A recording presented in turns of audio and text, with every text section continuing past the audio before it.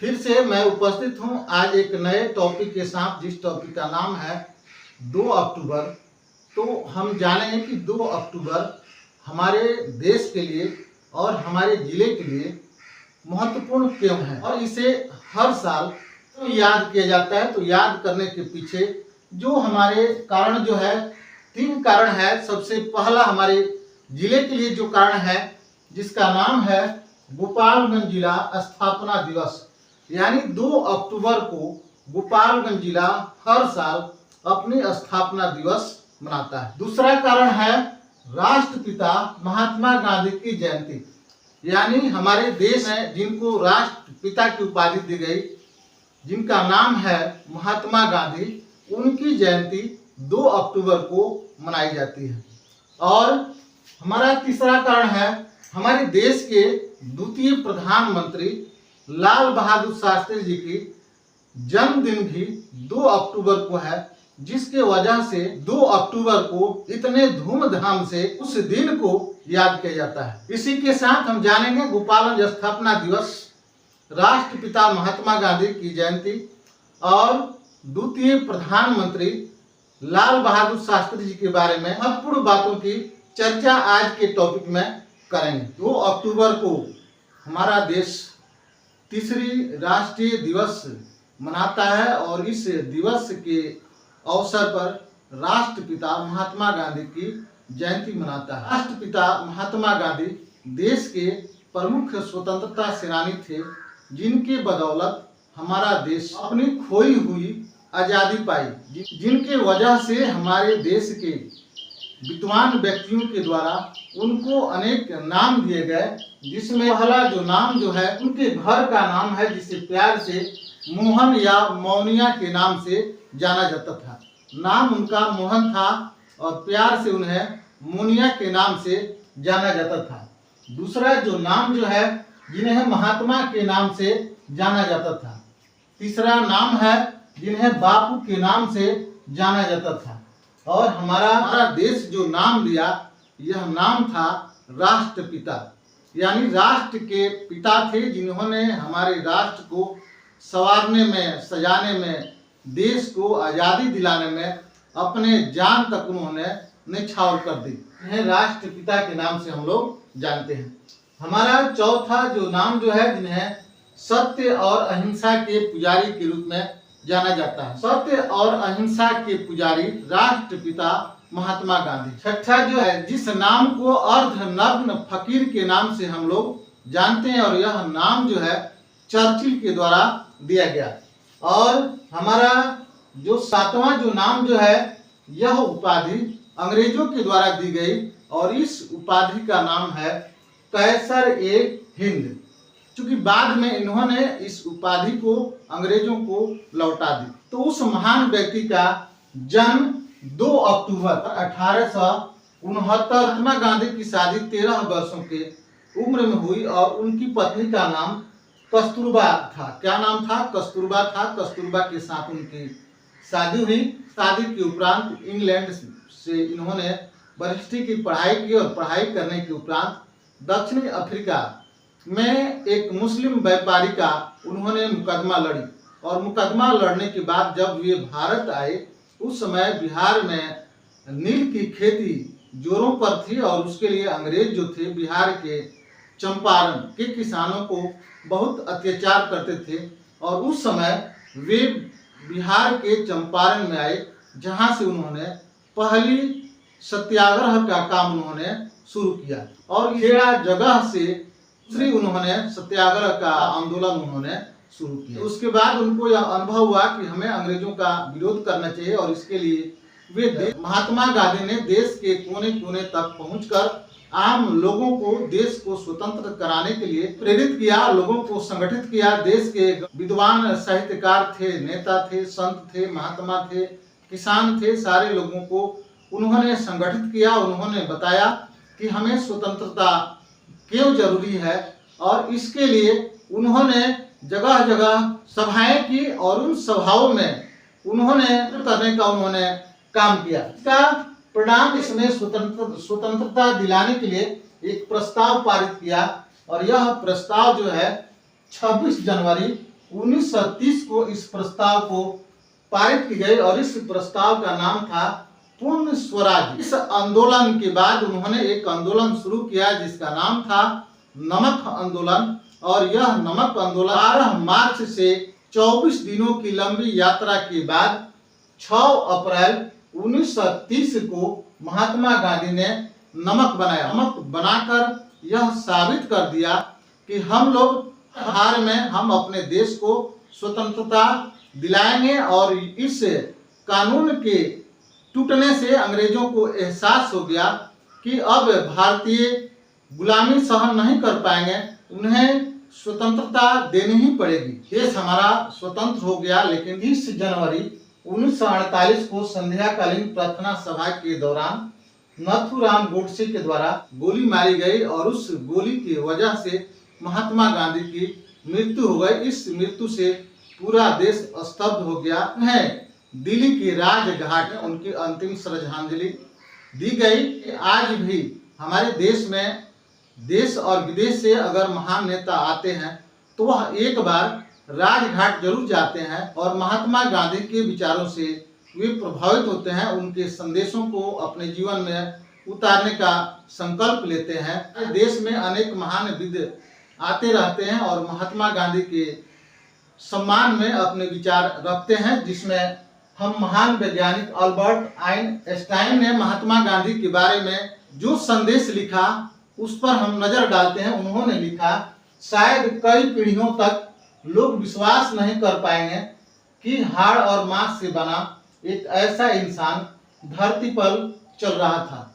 ये विचार महान वैज्ञानिक आइंस्टाइन की है और हमें भी 2 अक्टूबर को महात्मा गांधी के संदेशों को अपने जीवन में उतारना चाहिए। उनके बताए गए रास्ते पर हमें चलना चाहिए, तभी 2 अक्टूबर को उनके सम्मान में सच्ची श्रद्धांजलि होगी। 2 अक्टूबर अपने महान महापुरुष द्वितीय प्रधानमंत्री लाल बहादुर शास्त्री जी की भी जयंती मनाता है, जिनका जन्म 2 अक्टूबर को हुआ था। यह जयंती जो है 120वीं जयंती है और इन्हें एक नाम दिया गया जिनका नाम है छोटे डायनेमो। इन्हें छोटे डायनेमो के नाम से जाना जाता था, जिनका जन्म 2 अक्टूबर 1904 में उत्तर प्रदेश के मुगल सराय जगह में इनका जन्म हुआ था। इनके माता का नाम शारदा देवी, पिताजी का नाम मुंशी प्रसाद और पत्नी का नाम ललिता देवी था। ये बचपन से बहुत गरीबी से ये जूझ रहे थे, लेकिन जब महात्मा गांधी का स्वतंत्रता आंदोलन जब चल रहा था उस समय ये अपने पढ़ाई को छोड़कर महात्मा गांधी के साथ देश को स्वतंत्र कराने में जुट गए। इन्होंने महात्मा गांधी को अपना गुरु माना। के बताए गए पद चिन्हों पर ये चलने का काम किए, जिसका नतीजा था कि ये देश के रेल मंत्री, परिवहन एवं संचार मंत्री, वाणिज्य मंत्री, गृह मंत्री और अंत में देश के द्वितीय प्रधानमंत्री बने। देश के प्रथम प्रधानमंत्री पंडित जवाहरलाल नेहरू के मृत्यु के उपरांत 9 जून 1964 से लेकर 11 जनवरी 1966 तक देश के प्रधानमंत्री रहे। देश में खाद्य उत्पादन की कमी के वजह से उन्होंने हरित क्रांति को बढ़ाने का उन्होंने जोर दिया कि देश में हरित क्रांति बढ़े, जिससे हमारे देश की जनता के लिए पर्याप्त अन्न मिल सके।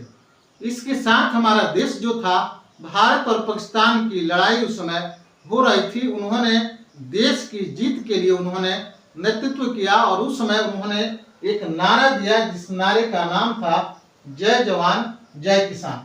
जय जवान जय किसान का नारा उन्होंने दिया। उन्होंने किसान वर्ग से भी देश की जीत के लिए उन्होंने अपील किया और अंत में प्रधानमंत्री के कार्यकाल में भारत और पाकिस्तान के बीच जो वैचारिक जो मतभेद जो चल रही थी, इसके दौरान ताशकंद में एक समझौता हुआ और उस समझौता में लाल बहादुर शास्त्री जी पूर्ण स्वस्थ रूप में ताशकंद गए, समझौता भी हुआ, लेकिन न जाने क्यों वहां से लौटते वक्त 11 जनवरी 1966 को मृत्यु हो गई। हमारे देश को बहुत अफसोस था कि हमने अपने एक महान सपूत को हमने खो दिया। उनकी सादगी, उनकी देशभक्ति, उनकी ईमानदारी, उनकी सजनता के वजह से हमारा देश जो था उन्हें भारत रत्न सम्मान से उन्हें सम्मानित किया।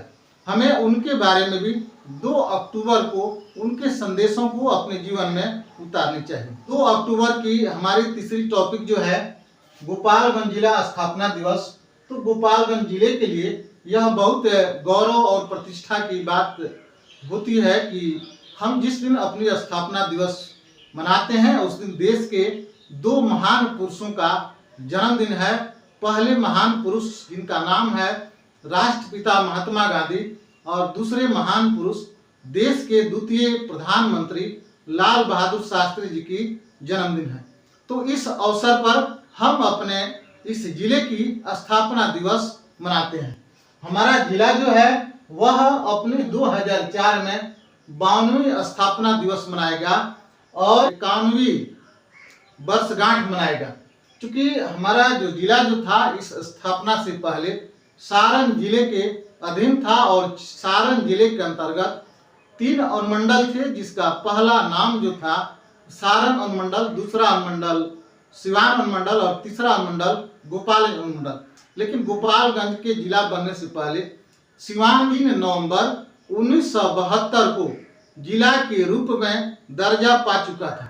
और यह स्थिति थी कि गोपालगंज के जो गणमान्य, जो विद्वान, जो व्यक्ति जो थे वे अपने जिला को भी जिला बनाने के लिए संघर्षरत थे।